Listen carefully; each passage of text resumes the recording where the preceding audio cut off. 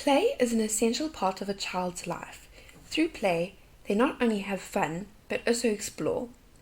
It is extremely important to ensure that opportunities for play are given throughout the school day for young learners, as well as integrate play with learning developmental skills.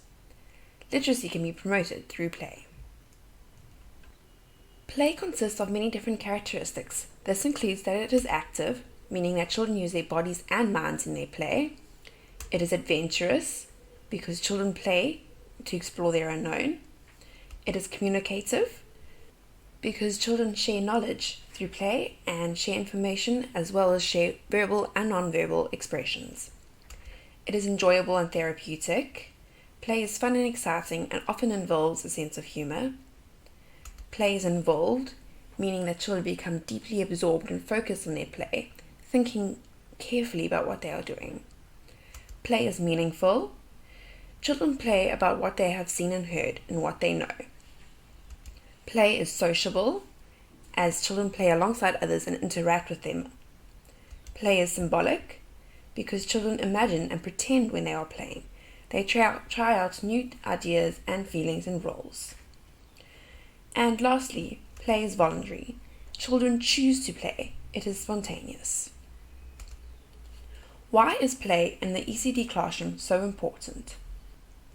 Play promotes brain development and learning how to think critically, how to problem solve, think creatively, and so on.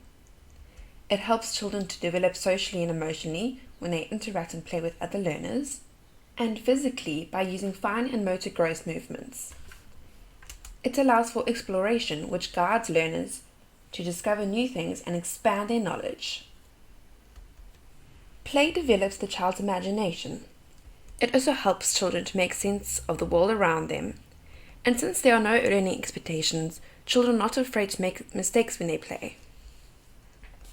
At school, there are two types of play. Guided, whereby the teacher creates meaningful play opportunities, and spontaneous, where a child chooses what to play and uses their own creativity and imagination during the play. What types of play can promote literacy development? Pretend play is one example. This includes fantasy play, role play, and socio-dramatic play.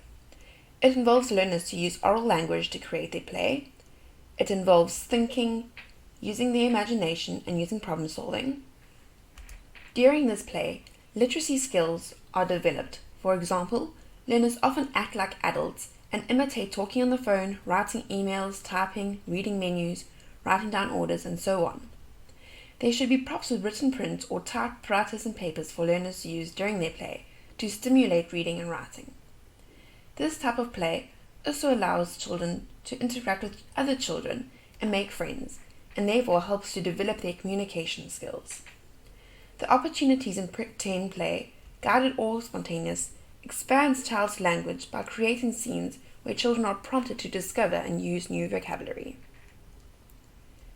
Games as a type of play also promotes literacy development. They promote cognitive and concept development, and language games stimulate alphabet awareness and wordplay. Games promote literacy by allowing learners to explore language without expectations. Games that require the use of the child's hands and fingers develops their fine motor skills and dexterity, which will assist them with formal writing later on. It is essential for there to be a rich play environment when a child enters the ECD classroom.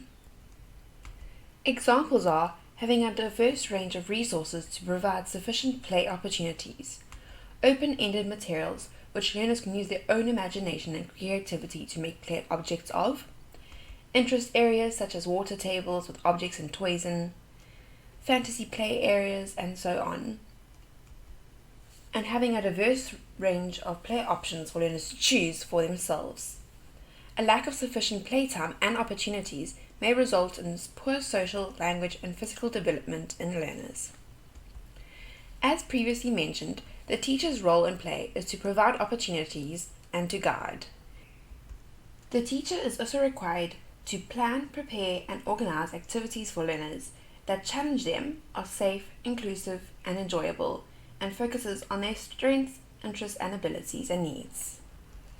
The teacher also needs to support play. This means that she needs to talk to children about their play and recognize and support their play choices.